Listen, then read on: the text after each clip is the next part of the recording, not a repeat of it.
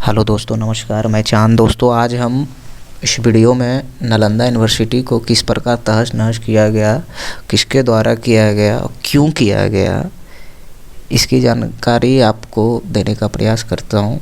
ये जानकारी बहुत ही अच्छी है और आपको बहुत अच्छा लगेगा।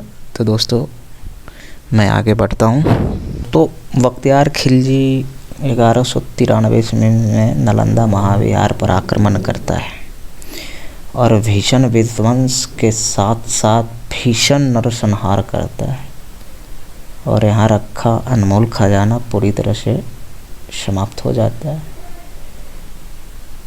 हालांकि क्या था ये अनमोल खजाना और बख्तियार खिलजी ने इसे क्यों तहस नहस किया? सबसे बड़ी बात, नालंदा विश्वविद्यालय पर आक्रमण क्यों किया गया? वो ना तो कोई राजा का किला था और ना ही खजाना जमा किया हुआ मंदिर का, वो तो बल्कि शिक्षा का प्रचार प्रसार करने वाली एक विश्वविद्यालय थी। तो दोस्तों, आज हम अपनी इस वीडियो में इन सभी सवालों का जवाब देने का कोशिश करते हैं। सबसे पहले नालंदा खंडर का परिचय आपको देते हैं। नालंदा महाविहार की स्थापना 5वीं शताब्दी में माना जाता है। ये विश्व की सबसे पुरानी विश्वविद्यालय में से एक है। यह बिहार के नालंदा में स्थित है। नालंदा संस्कृत के 3 शब्दों से मिलकर बना है। ना जोर अलम जोर दा, जिसका अर्थ होता है न रुकने वाली ज्ञान का प्रवाह। नालंदा महाविहार की जानकारी हमें हेन स्वांग इतिसांग जैसे एक चीनी यात्री की अकाउंट से मिलती है। हेन स्वांग 7वीं शताब्दी में नालंदा आते हैं और इस विश्वविद्यालय की स्थापना का श्रेय गुप्त शासक कुमार गुप्त को देते हैं। हेन स्वांग लिखते हैं कि इस यूनिवर्सिटी के अंदर 10,000 मॉन्क और 1600 टीचर रहते थे। मतलब यह कि यह एक रेसिडेंशियल यूनिवर्सिटी हुआ करती थी। नालंदा में China, Japan, Korea, Indonesia, Persia, Turkey और श्रीलंका जैसे देशों से लोग पढ़ने के लिए आते थे। यहाँ बुद्धिज्म के साथ साथ वेदांग, उपनिषद, उसके अलावा एस्ट्रोनॉमी, मैथमेटिक्स, फिलॉसफी, मेडिसिन जैसी शिक्षा भी दी जाती थी। और यहाँ जो विद्यार्थी रहते थे या उनकी शिक्षा जीता होती थी तो उनका कोई फीस नहीं लगता था। यहाँ पढ़ने वालों में हर्षवर्धन, वासुबंधु, धर्मपाल, नागार्जुन, पद्मसंभव, हेनसोंग और इतिसांग जैसे बड़े बड़े नाम शामिल थे। ऐसा माना जाता है कि ग्रेट मैथमेटिशियन, एस्ट्रोनॉमर आर्यभट्ट इस यूनिवर्सिटी का कभी हेड रहा करते थे। इस यूनिवर्सिटी के अंदर ज्ञान का ये केंद्र लगभग 800 सालों तक ऐसे ही फलता फूलता रहा, लेकिन 12वीं शताब्दी में अचानक अतीत के अंधेरे में खो जाता है। इसके पीछे की कहानी बड़ी रोमांचक है। दोस्तों, नालंदा पर एक नहीं 3 आक्रमण हुए थे।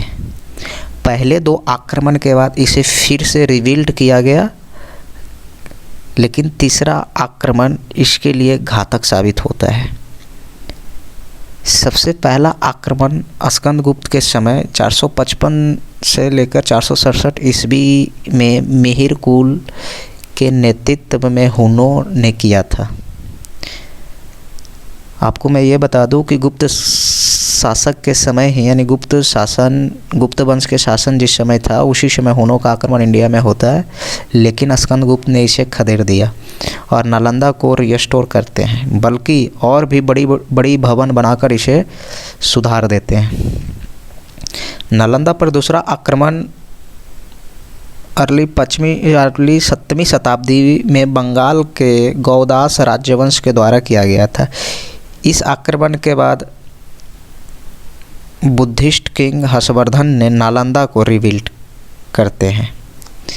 तीसरा और सबसे घातक आक्रमण था तुर्क आक्रमणकारी बख्तियार खिलजी का।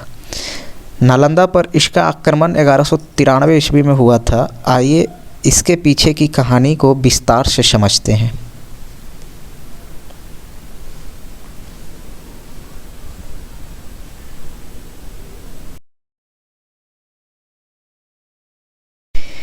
क्यों बख्तियार खिलजी ने नालंदा को नष्ट किया? दोस्तों, ऐसा कहा जाता है कि बख्तियार खिलजी एक बार बहुत बीमार पड़ गया था। बहुत से उपायों और हकीमों के इलाज से भी सेहत में कुछ सुधार नहीं हो रहा था। ऐसे में किसी ने सलाह दी कि नालंदा महाविहार के प्रधानाचार्य राहुल श्रीभद्रा इलाज कर सकते हैं। एक बार उनसे इलाज कराकर देखा जाए। बख्तियार खिलजी को किसी गैर मुस्लिम से इलाज कराना मंजूर नहीं था, इसलिए वो इस सलाह को नज़रअंदाज कर देता है। लेकिन हालात और बेकाबू होने लगता है, तो उसे भी लगता है कि एक बार बुलाने में क्या हर्ज है। राहुल श्रीभद्रा बख्तियार खिलजी के पास पहुंच जाते हैं और उसकी जांच करते हैं। खिलजी इनके सामने एक शर्त रखता है कि वो इनकी दी हुई कोई भी दवा नहीं खाएगा। इस तरह से वो राहुल श्रीभद्र को नीचा दिखाने के साथ साथ हिंदुइज्म परंपरा को भी तौहीन करना चाहता था।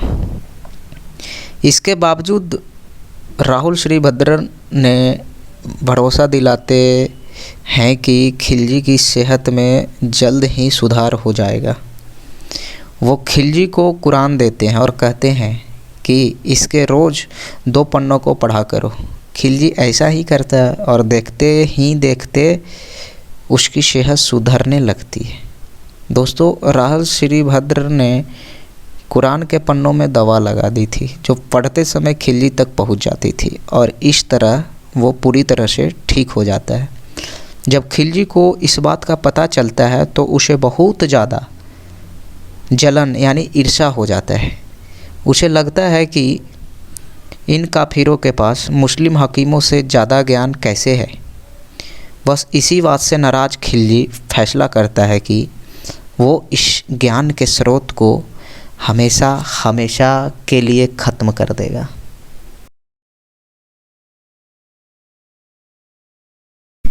आइए हम जानते हैं कि इस ज्ञान का स्रोत क्या था।